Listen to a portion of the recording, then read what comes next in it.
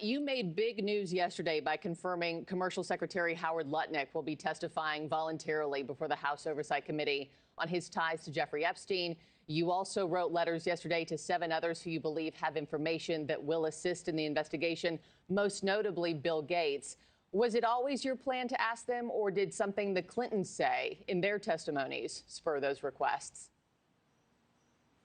Well, it was always our plan to bring in rich and powerful people, anyone that had spent a lot of time with Epstein, anyone that was on the island or in the airplane, just to try to learn about how Epstein was able to pull this off, any close associates. So I really didn't have in my mind who we would bring and who we didn't. Lutnick wasn't on there initially, but obviously he's been in the news a lot, and a lot of Democrats have accused him of wrongdoing, and many of the Democrats on the Oversight Committee continue to falsely accuse people, as Ro Khanna has done, and greatly exaggerate some of the things. And again, I don't want to diminish the significance of this investigation. There were some very serious crimes committed by Epstein and Maxwell, and our government failed the victims. That is a fact. But at the end of the day, we're going to bring in anyone, and I appreciate Secretary Lutnick for reaching out to me. He said, look, I'm seeing the Democrats say all sorts of bad things about me. I have nothing to hide. So, Mr. Chairman, if you're okay, I would like to come in and sit down for a transcribed interview. And I said, yes, sir, Mr. Secretary, we'd be happy to have you. And remember, he was next door neighbors to Jeffrey Epstein. That's not a crime, but perhaps he has some knowledge. So, yeah. What about the knowledge that President Trump knows? I mean, Republicans have made it, loud and clear they're not going to ask Trump to sit for a deposition while he's the sitting president. But former presidents are now clearly on the table. So when he leaves office, will you ask the same of him? Well, look, I don't think it's any secret when President Trump left office the first time, he ended up in many, many courts. The Democrats are going to go after President Trump whether or not this Epstein investigation ever happened. They're going to go after President Trump on a whole menu of things. Sure, that's what Democrats do. They don't really have. Yeah.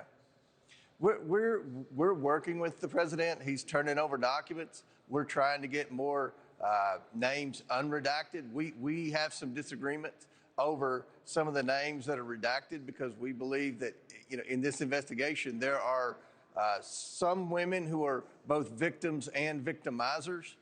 Those names are redacted. We feel like those names could offer some helpful information to us in this investigation as to figure out how Epstein was able to pull it off. So thus far, I'm very appreciative of the cooperation with the Trump administration. And President Trump's answered hundreds, if not thousands, of questions about Epstein. Prior to our deposition, I don't think the Clintons had answered very many questions about Epstein. And let me ask you about the Clintons. I mean, President Clinton and Hillary Clinton both testified for 4.5 hours, maintaining they know nothing about the crimes of Epstein or his trafficking. 9 hours of depositions later, do you believe them, sir? Well, first of all, I appreciate them coming in. We showed every example of evidence that we had that would suggest any type of relationship with Epstein or Maxwell, any type of potential wrongdoing in the case of President Trump with the pictures. They answered every question. Thus far, I have no reason to believe that they lied. Time will tell as more people testify and more evidence is presented. But thus far, I don't have any reason to believe that they lied.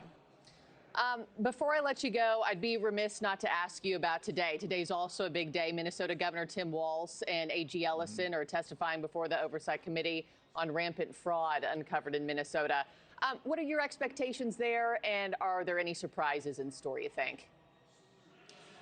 Well, I think people are going to be impressed with the work that's put in prior to this hearing. The staff, we have interviewed 9 Minnesota whistleblowers. They were all Democrats. They were all career employees in the Minnesota state social programs.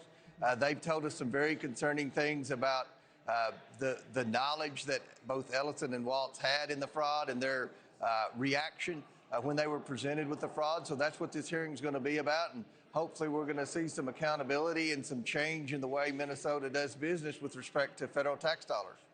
We'll be watching that one closely as well. Congressman James Comer, a privilege to have you on, sir, and we appreciate your time and insights. Thank you. Have a great day. Thank you for watching. Subscribe below and download our NewsNation app right now on your phone, and you will get fact-based, unbiased news for all Americans.